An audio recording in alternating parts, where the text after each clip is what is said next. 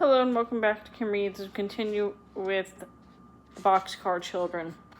Chapter 13, A New Home for the Boxcar. The children's grandfather wanted them to like his house.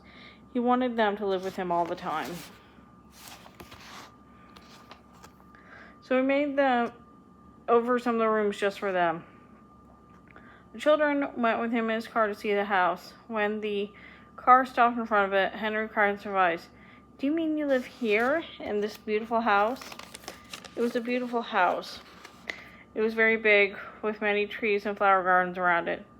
"You may live here too, if you like my house," remarked his grandfather, watching Henry's face. The house was beautiful inside too. There were flowers everywhere.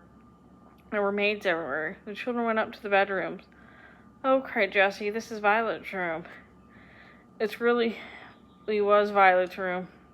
There were violets on the wallpaper. The bed was white with a violet cover. On the table were flowers. "What a beautiful room," cried Violet, sitting down in a soft, pretty chair.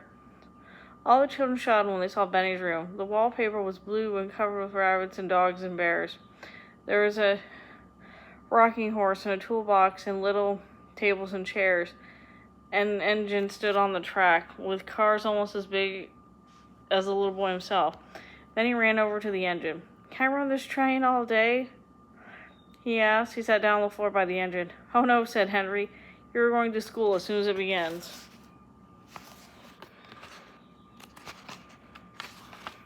His grandfather laughed. "That's right, my boy. You will like school. You will learn to read." "Oh, I can read now," said Benny. In Jessie's room they found a bed for Watch. It was on the floor by her bed. Watch got in at once, sniffed the pillow, turned around 3 times, and lay down. "He likes it," said Jessie. We will sleep by me." Just then the children heard the doorbell ring. A maid came up to find Mr. Alden. "A man to see you," she said, "about the dog." Now when Jessie heard the word dog, she was frightened. She was afraid it was about Watch. "They won't take Watch away," she whispered to Henry. "No, indeed," said Henry. "We will never ever give him up."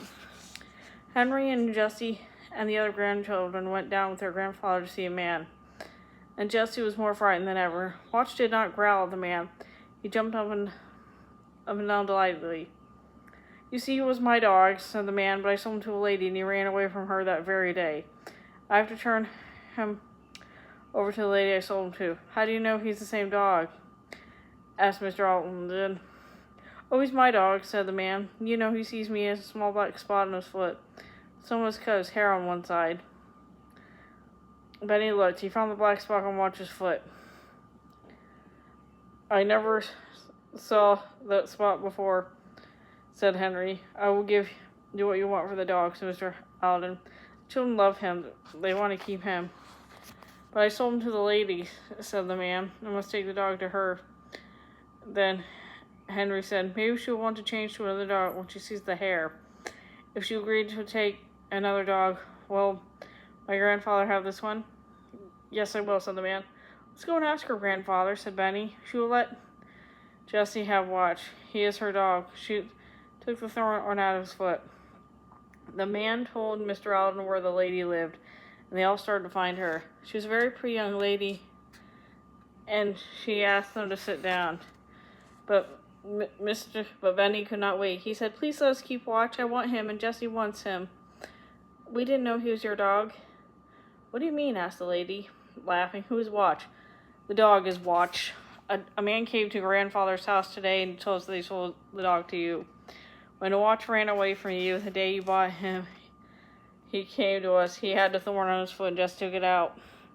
Watch looked up at the lady and wagged his tail. When she looked at him and began to laugh. "Look at his side," she said. "Who cut his hair?" "I'm sorry," said Henry. "Ben did that one day with Violet's scissors."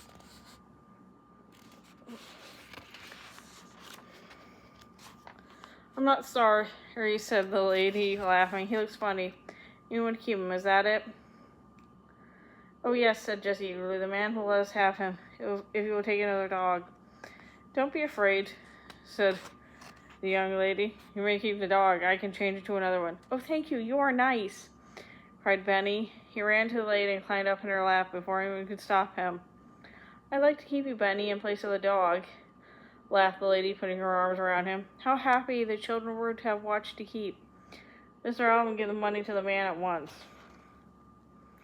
4 happy children sat with their grandfather around the Alden dinner table that night. The maids smiled in the kitchen to hear the children laugh. The children laughed because Watch had a chair at the table besides Jessie, who really was waiting on the maid. Would you ever think that 4 children could be homesick in such a beautiful house? Jessie was the first one to wish for the old boxcar. One day she said, "Oh, Grandfather, I'd like to cook something once more in the dear old kettle in the woods." "Go to the kitchen, my dear," said her grandfather. "The maids will keep you. You can cook all you want." Jessie liked this, but it was not like the old days in the boxcar. Then one day, Benny said, "Grandfather, I think I could drink my milk out of my dear old pink cup." His grandfather began to think. He had some pink cups, but they are not so dear to Benny as his old cracked one. At last, Mr.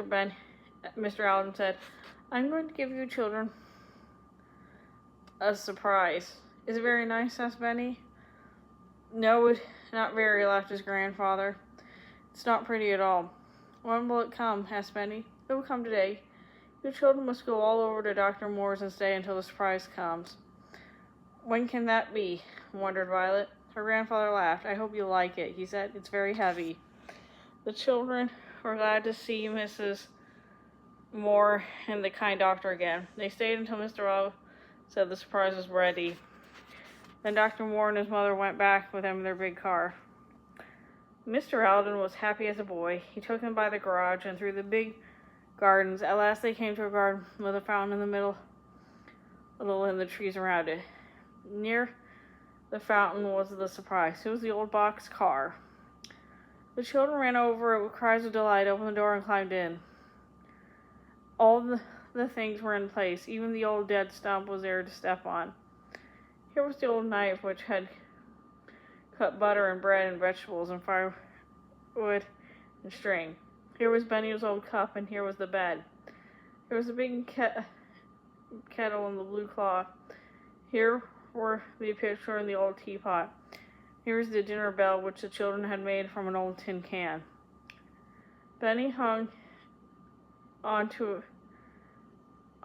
a tree with a string and ran over and over it with a spoon.